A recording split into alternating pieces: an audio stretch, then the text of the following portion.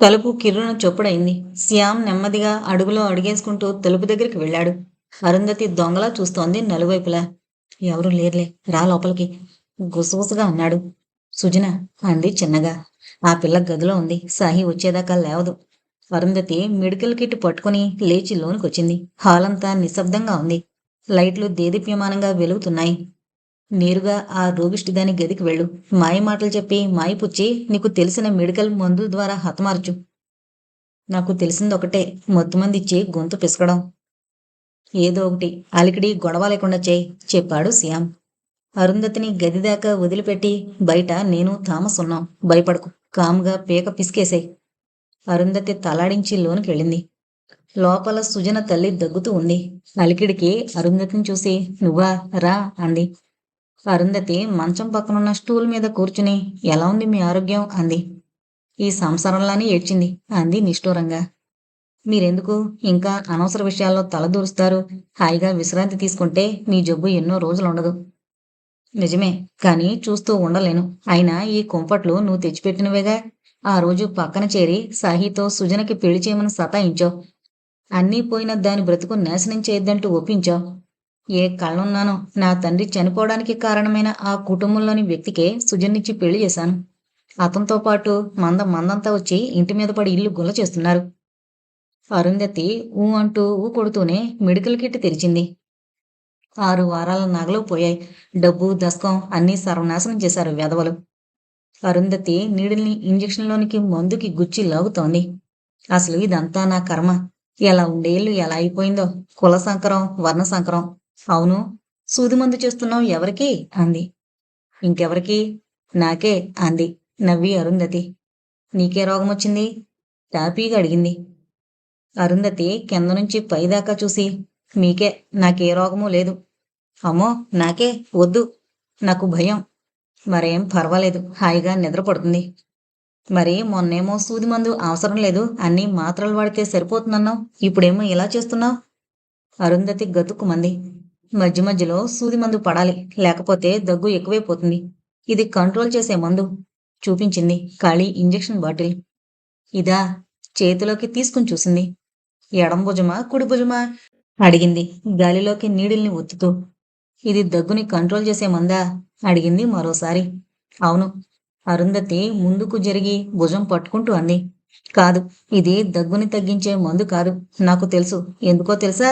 రోగి ముదిరితే డాక్టర్ అవుతాడట. 10 సంవత్సరాల నుంచి మందులు, సూది మందులు వాడుతున్నాను. దేనికో నాకు బాగా తెలుసు. దగ్గు ఎక్కువై ఊపిరాడకపోతే ఇచ్చే మత్తు మందు. నేనప్పుడప్పుడు చేయించుకుంటానిదే. అరుంధతి తెల్లబోయింది.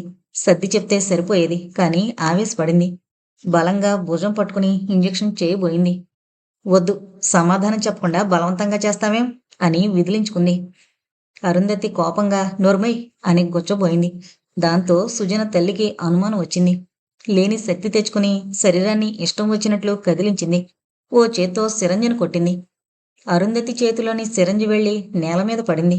గాజుది కావడంతో టప్పున పగిలింది. అరుంధతి ఆవేశంగా చూసింది. కోపంగా చెయ్యెత్తి పిడీమని కొట్టింది. ఓసి నీ నట్టు తెగ, నీ శ్రాద్ధం పెట్ట, నీ శిరసున దీపం పెట్ట. నోర్మొయ్, అరిచావా చంపేస్తాను అంది 2 చేతులతో గొంతును బిగుస్తూ. నువ్వు అరవకపోయినా చంపుతావు, అందుకే వచ్చావు. ఈ భవనంలో నన్ను ఏం చేసినా అడిగే దిక్కు లేదనుకున్నావేమో. నా కూతురుంది అని. సుజనా, సుజనా అరిచింది బిగ్గరగా. అరుంధతి ఆందోళనగా నోరు ముయ్యబోయింది. అప్పటికే అరిచేసింది. ఇక ఆలోచించలేదు అరుంధతి. దున్నపోతులా మీదపడి గొంతు నొక్కింది. ఏమైంది? లోనుకొచ్చి అడిగాడు శ్యామ్. గొంతు నులుపుతున్న అరుంధతి అరుస్తోంది అంది. నీ బొంద, ఈ మాత్రం దానికి ఎక్కడి దాకా రావాలా? నువ్వేదో కాముగా చేస్తావనుకుంటే ఊరు ఊరు తెలిసేలా హత్య చేసేలా ఉన్నావు. సుజన తల్లి ఆశ్చర్యంగా చూసింది. ఆమెకు ఊపిరాడక కొట్టుకుంటోంది. శ్యామ్ వెనకున్న థామస్ త్వరగా చంపు, కేకలకి సుజన్ రాగలదు అన్నాడు. రోజీ లోనికొచ్చి సుజన తలుపులు వేసే ఉన్నాయి. బహుశా ఆమెకు వినపడి ఉండదు, త్వరగా కానివ్వండి అంది. అరుంధతి రోజీ కేసి చూసి కాళ్ళు పట్టుకో, బ్యాలెన్స్ కుదరడం లేదు. అప్పుడైతే ఈజీగా గొంతు పిసకచ్చు. రోజీ ఆమె కాళ్ళు కదలకుండా పట్టుకుంది. ఆ హడావిడిలో సుజన గది తలుపులు తెరుచుకోవడం ఎవరూ గమనించలేదు. కేక వినపడి కాదు బయటకొచ్చింది. నిద్ర పట్టక సాహి ఆలోచనలతో బయటకొచ్చి ఎదురు చూస్తోంది. అప్పుడే కనిపించాయి తల్లి గది తలుపులు తెరిచి. ఓసారి పలకరిద్దామని అటు నడిచింది. తల్లి గదిలో కాలు పెట్టగానే స్టన్ అయింది. ఏం చేస్తున్నారు? కంగారుగా అడిగింది. మొత్తం అంతా నిర్ఘాంతపోయారు. సుజనా, సుజనా! తల్లి కంఠం కీచుమంది. అందరూ ఒకరి మొహాలొకరు చూసుకున్నారు. మొదట శ్యామే తెగించాడు. కనపడ్డం లేదు, నీ తల్లిని చంపుతున్నాం. బావుగారు! అరిచింది. ఇంత దాకా వచ్చాక ఇక అనవసరం. ఈ ఆస్తి కోసమే సాహిని రెచ్చగొట్టాం, నీ గదిలోకి పంపాం. దొంగ దొంగ అని అరిచి ఊరి జనాన్ని తీసుకొచ్చి నీ గదిలోని సాహిని నిన్ను వీధి పాలు చేసింది మేమే. నీ తాతయ్య ఆత్మహత్య చేసుకునే పరిస్థితి కల్పించింది మేమే. నవ్వాడు. సుజన నిర్ఘాంతపోయింది. అంత దుర్మార్గం చేసింది వీళ్ళ? పాపం సాహి తన పిచ్చి ప్రేమ కోసం నీ మీద వెర్రి వ్యామోహంతో అమాయకంగా మమ్మల్ని నమ్మి మేం చేయమన్నదల్లా చేశాడు. మేం అనుకుంది సాధించాం. సుజన దిగ్భ్రాంతిగా చూస్తోంది. ఇప్పుడు నీ తల్లి ప్రాణం తీస్తోంది మేమే, అరుంధతి కాని చెప్పాడు శ్యామ్. అరుంధతి మరింతగా నొక్కుతోంది. సుజన పొరుగును వెళ్ళింది. అరుంధతిని బలంగా లాగుతూ, వద్దు, అంత పని చేయకండి. ఈ ప్రపంచంలో నాకున్న ఏకైక జీవి ఈమె. కావాలంటే ఈ ఆస్తంతా తీసుకోండి. మీరు బ్రతుకుంటే ఈ ఆస్తి మాకెలా వస్తుందే? రోజీ, అరుంధతి వల్ల కావడం లేదు, నువ్వు కాని అన్నాడు. రోజీ సుజన వైపు చూసి, క్షమించు, భరత మాటే వేదవాక్కు భారత స్త్రీకి అని అరుంధతి స్థానంలోకి వెళ్ళింది. సుజన ముందుకెళ్ళబోయింది. థామస్ ఆమె రెక్కపట్టుకుని ఆపాడు. సుజన పెనుగులాడుతోంది. థామస్ బలం ముందు ఆమె పెనుగులాట పనిచేయడం లేదు. ఎంత విదిలించుకున్నా థామస్ వదలడం లేదు. చాలా క్లియర్గా తెలుస్తోంది తన తల్లి ప్రాణాలు కళ్ళలోకొచ్చాయని. అరుంధతి, రోజీ ఇద్దరూ కలిసి దిండు మొహం మీద వేసి నొక్కుతున్నారు. సుజన థామస్ చేతిని కొరికింది. అతను చొప్పున వదిలేశాడు. సుజన పొరుగును వెళ్లి రోజీ అరుంధతిలా కాళ్ళ మీద పడింది. మీకు దండం పెడతాను, అంత పని మాత్రం చేయకండి. సుజన కన్నీళ్లు వాళ్ళని కరిగించలేదు. రాక్షసంగా, హేయంగా ఊపిరి స్తంభించేలా చేశారు. దిండు తీశారు. సుజన తల్లివంక చూసింది, చిగురుటాకులా కదిలిపోతూ. సుజన గుండెలు గువ్వులాడాయి. కళ్ళు పైకి చూస్తున్నాయి. శరీరంలో కదలిక ఆగిపోయింది. నోరు తెరుచుకునుంది. సుజన దగ్గరికెళ్ళింది. వణుకుతున్న చేతులతో తల్లిని తాకింది. శరీరంలో కదలిక లేదు. చల్లగా తగిలింది. అమ్మా! దద్దరిల్లేలా అరిచింది సుజన. రెండుగా విరిచిన వెదురు పొల్ల అయింది. ప్రచండ వాతాహాత నిపాసాక వలె కదిలిపోయింది. నువ్వెన్ని కేకలు పెట్టినా ఈ భవనంలోంచి బయటకు కేకలు వినపడవే. కాని నాకు వినపడ్డాయి. అవును, మాకు వినపడ్డాయి. పిడుగుల్లా వినిపించాయి. సుజనతో సహా తిరిగి చూశారు. రాగిణి, సలీం అగ్నివర్షం కురిపించే కళ్ళతో. చిచ్చి, మీరు మనుషులా? రోగాలతో రొప్పులతో ఉన్న ఆడదాన్ని ఎంతమంది కలిసి హత్య చేస్తారా? మీకు నైతిక విలువలున్నాయా? మానవత్వం ఉందా? పశువుల్లో పుట్టాల్సిన వాళ్ళు మీరంతా. అరుంధతి రాగిణి వైపు చూసింది. థామస్ కోపంగా భార్య వైపు వెళ్లబోయాడు. అరుంధతి అతన్నాపి తానే వెళ్ళింది. పక్క పద అంది రాగిణితో. ఏం, నన్ను చంపుతావా? అదేదో ఇక్కడే కానివ్వండి. నీతి జాతి లేని దానికి నీకు మళ్ళీ చాటెందుకు, ముదనష్టపుదానా? మా కొంపకి చేటే నువ్వు. అరుంధతి లాగిపెట్టి చంపకేసి కొట్టింది. రాగిణి జుట్టు పట్టుకుని విసురుగా తీసి బాగా దగ్గరికి వెళ్ళి చిన్నగా అంది. జాగ్రత్త, నీ రహస్యం నా దగ్గరుంది. నీ కడుపులో బిడ్డ. ఏం బిక్కముఖం వేశావు? మాకు నీతి లేదన్న దానివి, మరి నీకుందా? పోనీ థామస్ని అడుగుదామా? అప్పుడు సుజన తల్లినే కాదు, నిన్ను కూడా పూడ్చిపెడతాడు. థామస్ గురించి తెలుసుగా, కోపం వస్తే కడుపులో బిడ్డను బయటికి తీసి మరీ చంపుతాడు. ఏం చెప్పనా? ఎక్కడే నీ కడుపు రహస్యం? వద్దు అంది అప్రయత్నంగా రాగిణి. అది తెలివిగలవారి లక్షణం అని థామస్ వైపుకొచ్చింది. ఏంటది వాగుతోంది? ఏంటా గుసగుసలు? వంగి జుట్టు పట్టుకుని గుద్దితే సరి, చిన్నప్పుడు తగిన ఉగ్గుపాలు కూడా కక్కుతుంది. ఆ అవసరం లేదులే, నేను చెప్పానులే. ఏం చెప్పావు? అడిగాడు థామస్. ఎంత ఆస్తి వస్తుందోనని. సలీం, నీ సంగతేంటి? కళ్ళెగరేసింది అతని వంక చూసి. రాగిణి సరెండర్ అయిపోవడంతో సలీం నీరు కారిపోయాడు. పైగా అతని ప్రియురాలు వాళ్ళ పక్షం చేరిపోయింది. తానెందుకు ఒంటరిగా ఏకాగ్గా? థామస్ రౌద్రంగా చూశాడు సలీం వైపు. సలీం వణికిపోయాడు. చేతులెత్తేశాడు. పెద్దోళ్ల వ్యవహారం నేనేమీ చూడలేదు, నాకేమీ తెలీదు. జారుకోబోయాడు. ఆ జారుకోకు, కళాపాపం పిడికెడు అంది. సలీంని ఆపింది అరుంధతి. సుజన ఆ అపూర్వ సన్నివేశాన్ని నోరప్పగించి చూస్తోంది. ఓ పక్క తల్లి శవం, మరో పక్క వాళ్ళందరి అపూర్వ కలయిక. మనుషులింతలా మారిపోతారా కేవలం నిమిషాల మీద? కేవలం డబ్బు కోసం ఇంతమంది అతి హేయంగా రాక్షసత్వానికి తల ఊగుతారా? పాలు పంచుకుంటారా? అందుకేనేమో ఈ భూమి మీద సకాలంలో వర్షాలు పడంది. కరువు కాటకాలతో అన్నమో రామచంద్ర అని ఆక్రోశించేది. సుజనని ఏం చేద్దాం అడిగింది అరుంధతి. శత్రుశేషం ఉండకూడదు. ఇది పోతే ఆస్తి మొత్తం సహీదే. వాడి గురించి దిగులే లేదు. పిచ్చాడు. ఏం చెబితే అది చేస్తాడు. సుజన అప్పుడు నోరు తెరిచింది. గట్టు తెగిన వరద గోదారిలా మారింది. ఒరేయ్, పోతార్రా, పురుగులు పడిపోతారు.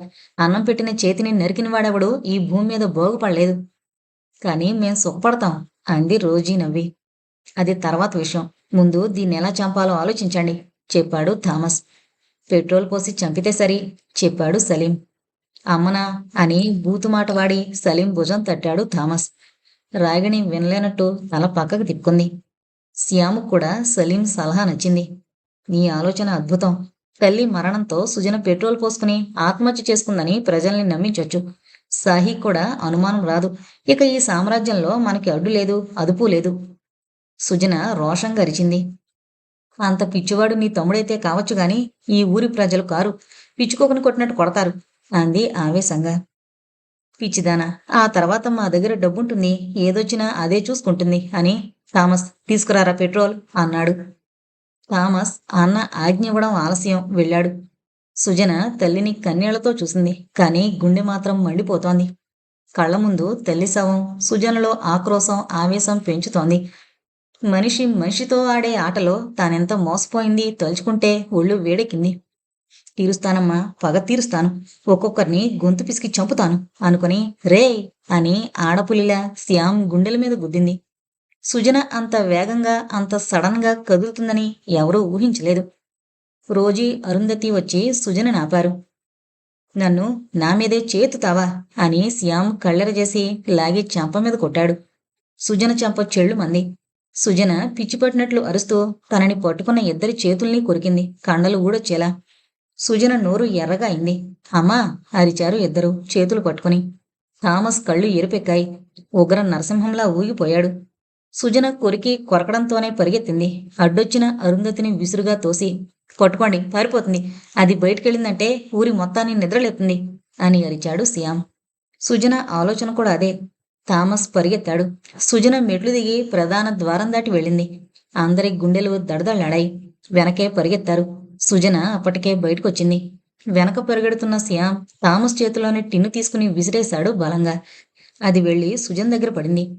మరుక్షణమే శ్యామ్ దూసుకొచ్చి అగ్గిపుల్ల గీశాడు. భొగ్గున మంటలు. దొంగలు, బందిపోడు దొంగలు, లోపలికెళ్ళి తలుపేసుకోండి అరిచాడు. మిగతా వారిని కూడా అరవమన్నాడు. అరుంధతి, రోజీ, రాగిణి, సలీం కలిగి తిరుగుతూ అరిచారు. నిద్రలేచిన ఊరి జనం కంగారు పడ్డారు. నిలువెత్తు మంటలు, పైగా బందిపోటు దొంగలని అరుపులు. పిల్ల పాపల్ని తీసుకుని లోనికి పరిగెత్తారు. బందిపోటు దొంగలొచ్చారంటే వారందర్నీ చితకొట్టి డబ్బు, ధాన్యం దోచుకుపోవడం కొత్త కాదు. అప్పుడప్పుడు జరిగేదే. ఆ భయంతో వాళ్లే వచ్చారని లోనికెళ్లారు. ఒక్కసారిగా మారిన పరిస్థితితో సుజన అతలాకుతలమైంది. ఒకరిద్దరిని ఆపినా వినిపించుకునే స్థితిలో లేరు. ఇక లాభం లేదనిపించి ముందుకు పరిగెత్తింది. అరే, అది ఊరు దాటిపోయేలా ఉంది, వదలొద్దు. నువ్వు లోనికెళ్ళి ఇంకో టిన్ను పెట్రోల్ తీసుకురా చెప్పి శ్యామ్ మిగతా వాళ్ళని తీసుకుని సుజన వెనకే పరుగు ప్రారంభించాడు. వింటి నుంచి వెలువడిన బాణంలా వెళుతోంది. తప్పించుకోవాలి. వాళ్ల బారి నుంచి ప్రాణాన్ని కాపాడుకోవాలి. అప్పుడే తన తల్లి, తాతయ్య ఆత్మలు శాంతించేలా పగ తీర్చుకోగలదు. ఊరు దాటింది. మామిడి తోపు దాకా వచ్చింది. సుజన గుండెలు పైకి కిందకి కదులుతున్నాయి. పరిగెత్తలేకపోయింది. అప్పటికే ఆ పరుగు పోరాటం ప్రారంభించి గంటైంది. సరిగ్గా అప్పుడు వెలుగు కనిపించింది. కారు లైట్లు, హెడ్ లైట్లు క్షణక్షణానికి దగ్గరగా వస్తున్నాయి. తమ ఊరివైపే ఆ వాహనం వస్తుందంటే అది సాహీనే. ఈ ఊరిలో కారుంది తమకే. ఆ కారు మరింత దగ్గరకొచ్చింది. సాహీని దూరం నుంచే గుర్తుపట్టింది. సాహీనే, అనభర్తే. సుజన లేని శక్తిని తెచ్చుకుని పరుగు తీసింది. రోడ్డుకి అడ్డం పడి పరిగెత్తుకొస్తున్న సుజనని చూడగానే సాహి కారు ఆపాడు. కంగారుగా డోరు తీసుకుని బయటకొచ్చాడు. కంపించిపోతున్న భార్యని పట్టుకుని ఏం జరిగింది అడిగాడు ఆదుర్దాగా. ఒక్కసారిగా భర్తని చుట్టేసి అమ్మని అమ్మని అంది. ఆ చెప్పు అమ్మకేమైంది? అత్తయ్యగారికి ఏమైంది? చంపేశాం చెప్పాడు శ్యామ్ పరుగునొచ్చి.